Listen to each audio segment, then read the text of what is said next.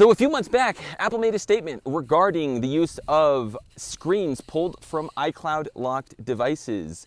At first glance, this doesn't seem like a bad idea, but something I want you to consider is the vast majority of screens or OEM screens or OEM refurb screens are pulled from donor screens, which means it was on someone's phone, the glass broke, it was sent to a refurbisher, yada, yada, yada.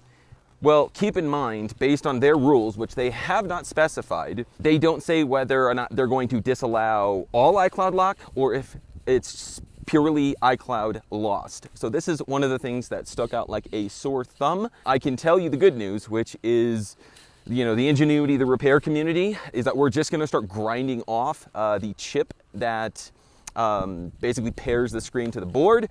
So the hope there is that that won't basically delete any functionality, which usually it doesn't, because as of right now, all it does is just pair the serial so that the phone knows it's the original device.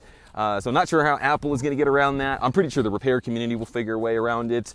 As for the average normal individual, I mean, I can tell you this will probably affect you in some form or fashion. My prediction, I've already made one, is that the repair community is just going to start by grinding away pretty much every chip or whatever chip ends up being the problem on, you know, whatever model ends up being the problem.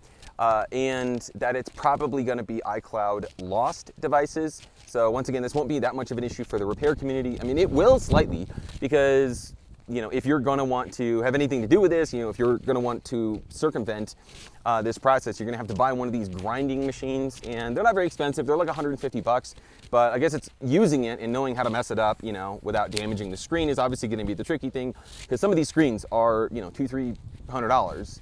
So yeah, that's obviously going to be an issue. This will obviously affect some stores, like, you know, if we get donor devices like we do from time to time and we need to part them out, this is just now an extra step that we need to do. And then my other prediction is that this is probably going to be only on iCloud lost devices, and is probably just going to be on newer devices. So probably like 16 and newer. Let me know what your thoughts are below, and I don't know, we'll see when the next iPhone launches, which one of my predictions came true and which ones didn't.